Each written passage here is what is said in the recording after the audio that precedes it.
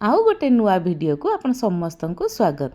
आग को आसुची सुदशा व्रत तो सुदशा व्रत को आखिरे रखी आज मु बनई गोटे नुआ प्रकार मंडा पिठा जोटा कि नड़िया रसरे बनब।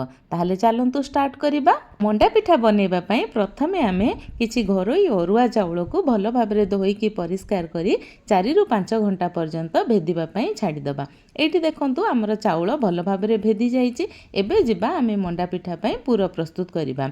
एठी मु आधा लिटर क्षीर को छेना काटिकी नहीं जाइची आ गोटे नड़िया को मु तार कला अंश जोड़ा बाहर करके खंड खंड करी काटी नहीं जाइची। प्रथमे गोटे फाड़ को आमे दरदर कुटा करबा जोटा कि हमर पूर हबो। आउ गोटे फाड़ को आमे रस बाहर करबा। एठी देखंतु मोर फाड़ को नड़िया केमती हे जाइची कोरा।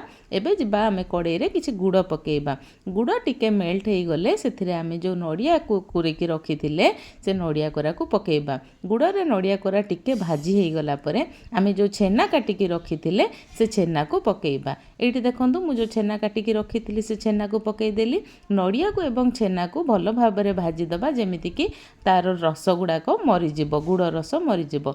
एबे सेथिरे टिके फ्लेवर आनिबा पई आमे किछि गुजराती को कुटिकी दे देबा। एठी चाहिले मध्ये आपण अदा मरिच के अन्य कोनोसी बासना जिंस आपण पकेइ पारंती। एठी देखंतु हमर पूरा प्राय झुरझुरा हे गलानी, बेसी झुरझुरा करबानी। ए भलिया अवस्था रे आमे छाडी दबा। बाकी जो फाळक नड़िया आमे रखिथिले से नड़िया को आमे ए भलिया भाबरे रस बाहर कर दबा, कारण हमर ए पिठारे नड़िया रस दरकार हबो। एमती भल भाबरे चिपुड़ी की तार पारुओ को अलगा करदबा एवं नड़िया रस को अलगा करदबा। एबे आमे जिबा चाउल को बाटिबा पई। हेतु चाउल भेदेला बेले मु मापिकी चाउल को भेदेई नथिली। बाटिबा पूर्वरु आमे चाउल को टिके मापी दबा। एठी मोर 1.5 गिना चाउल होउची। 1.5 गिना चाउल को बाटिबा पई मु एठी अध गिने पानी रो व्यवहार करिछि।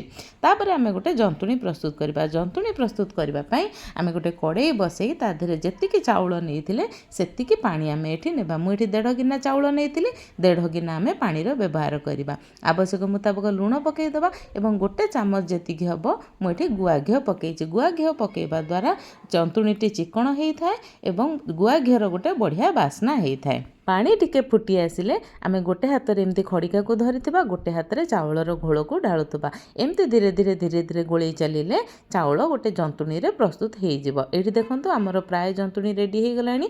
जंतुणी को एबे आमे टिके ढांकी दबा। ढांकीबा पूर्वरु मने रखिबे टिके पानी छिंची की ढांकी देले एहा मॉइस्चर मेंटेन करिकि रहे आ जंतुणी बहुत बढ़िया सॉफ्ट हेइथाय।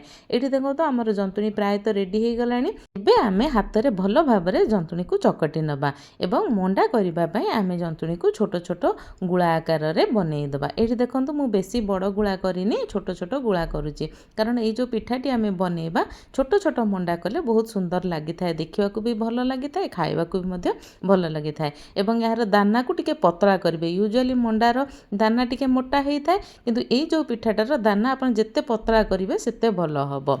एठी देखंतु मो दुईटा शेप रे बनैछि, गोटे गोल गोल बनैछि आ गोटे चेप्टा चेप्टा बनैछि। आपण चाहिले आपण मन पसंदर शेप आपण देई पारंती। एठी सबुतक मंडा पिठा को गढ़ी के हमें रेडी करिकि रखि दबा। एबे आमे जो नड़िया रस रखिथिले से नड़िया रस को जंतुणी कड़ाई रे ढाली दबा एवं जंतुणी को भल भाबरे धोई देइकी आमे याकू फुटिबा पई किना छाड़ी दबा। एठी देखंतु हमर नड़िया रस फुटुतबा अवस्था रे आमे जिबा मंडा को सिजेबा पई।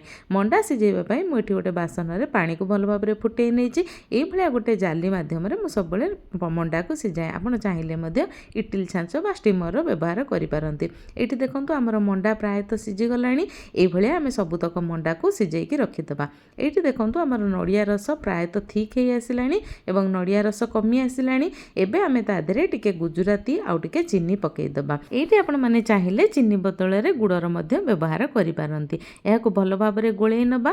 गोळेई सारला परे आमे जो मंडा को सिजेइकी रखिथिले से मंडा को या देरे पकेइ दबा।